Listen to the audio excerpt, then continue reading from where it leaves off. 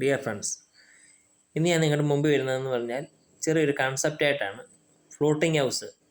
ഇത് ശരിക്കും ഒരു പുത്തൻ കൺസെപ്റ്റ് ഒന്നുമില്ല, ഇത് ഓൾറെഡി എക്സിസ്റ്റിംഗ് തന്നെയാണ്. പിന്നെ വർക്കിംഗ് എങ്ങനെയാണെന്ന് വെച്ച് കഴിഞ്ഞാൽ നമുക്ക് ഇത് നോക്കുമ്പോൾ അറിയാം.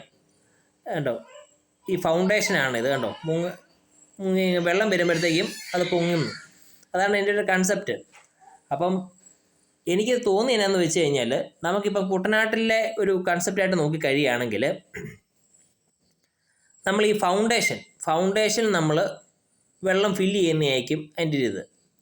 എന്നിട്ട് ഈ ഫ്ലോട്ടിംഗ് ആയ ഹൗസ് നമ്മൾ ഇപ്പോൾ ഫൗണ്ടേഷൻ ഇപ്പം നോക്കുമ്പോൾ ഈ കൺസെപ്റ്റ് ഇതെന്ന് കഴിഞ്ഞാൽ ഒരു സിയുടെ ഒരു സെറ്റപ്പാണ്.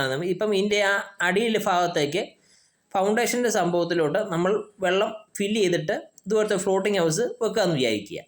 അപ്പോൾ അങ്ങനെ വെക്കുമ്പോഴത്തേക്കും സ്വാഭാവികമായിട്ടും വെള്ളം സറൗണ്ടിങ്സ് വരുന്നതനുസരിച്ച് ഈ വീട് സ്വാഭാവികമായിട്ട് പൊങ്ങും.